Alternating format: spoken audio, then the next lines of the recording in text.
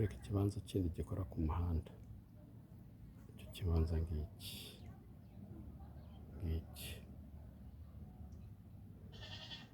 reka tukinjiremo.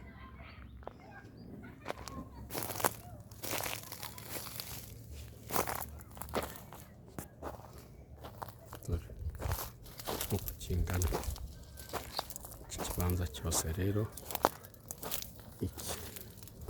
Icyo kubwira, ubu turi mu kibanza mo hagati, turimo turagitambagira tugenda.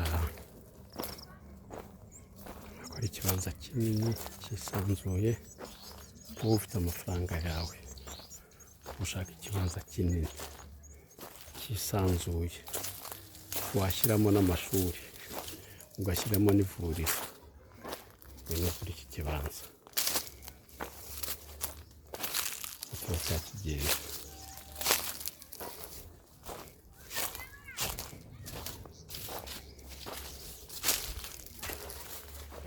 Imodoka zirahagera,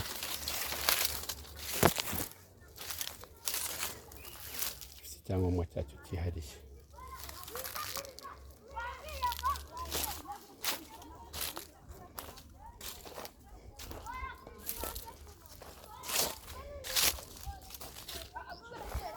Iki kibanza cyose 07 8240 33 95.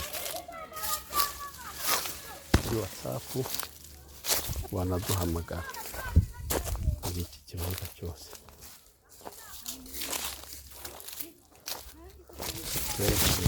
8240 dukora ku mihanda ibiri.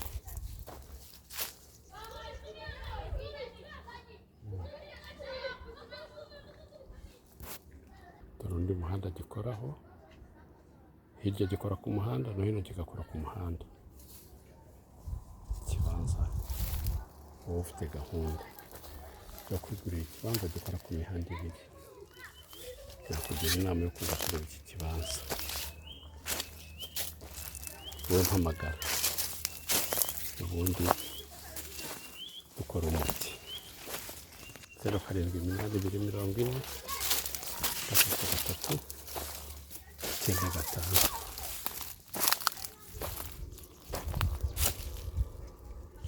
Icyo kibanza cyose